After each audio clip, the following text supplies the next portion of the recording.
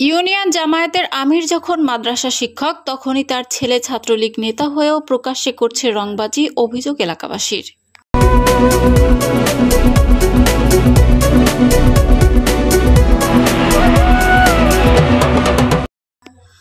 আসসালামু আলাইকুম।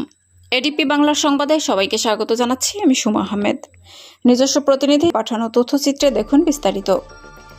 কিশোরগঞ্জের সদর উপজেলার ৫ নং বদলা ইউনিয়ন জামায়াতের আমির জনাব সিরাজউদ্দিন ভূঁইয়ার ছেলে আলী আকবর তানভীর, যে কিনা দীর্ঘদিন ছাত্রলীগের রাজনীতির সাথে সম্পৃক্ত থেকেও এখন প্রকাশ্যে দিবালোকে করছে চলাফেরা।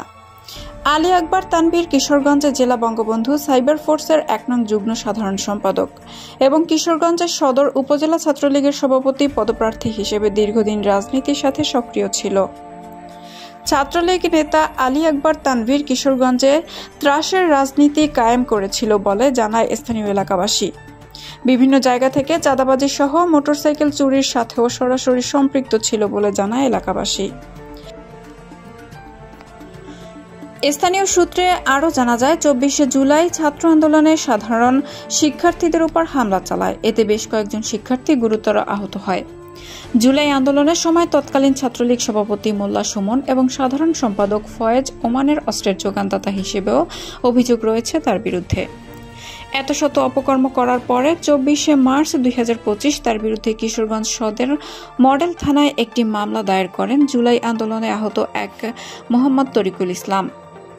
উক্ত মামলার ঘটনা বিবরণীতে বলা হয়, বেআইনি জনতাবদ্ধে হুকুম মতে হত্যার উদ্দেশ্যে ধারালো অস্ত্র দ্বারা সাধারণ ও গুরুতর আহত তৎসহ ককটেল নিজ হেফাজতে রাখিয়ে জনমনে ভয়ভীতির সঞ্চার করিয়েছিল। উক্ত মামলা নং ৪৫।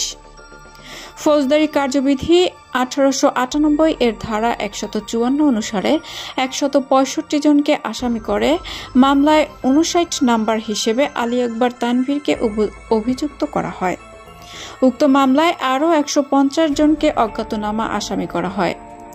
এই ছাত্রলীগ নেতা আলী আকবর তানভীর এর বিরুদ্ধে এত অভিযোগ থাকার পরেও সাধারণভাবেই ঘুরে বেড়াচ্ছে প্রকাশ্যে দিবালোকে, এমনকি করছে ব্র্যাক ব্যাংকে চাকরিও। জনমনে এখন একটাই প্রশ্ন, যেখানে সকলেই আইনের শাস্তির আওতায়, সেখানে এই তানভীরের বেলায় প্রশাসন কেন নীরব? পিতা জামায়াতের আমির, সেজন্যই কি তাহলে প্রশাসন কিছু বলছে না? এরকম আরও হাজারো প্রশ্ন কিশোরগঞ্জের জনসাধারণের মনে। স্থানীয় জনগণের আকাঙ্ক্ষা, কিশোরগঞ্জের প্রশাসন জামায়াত আমিরের কাছে দায়বদ্ধ।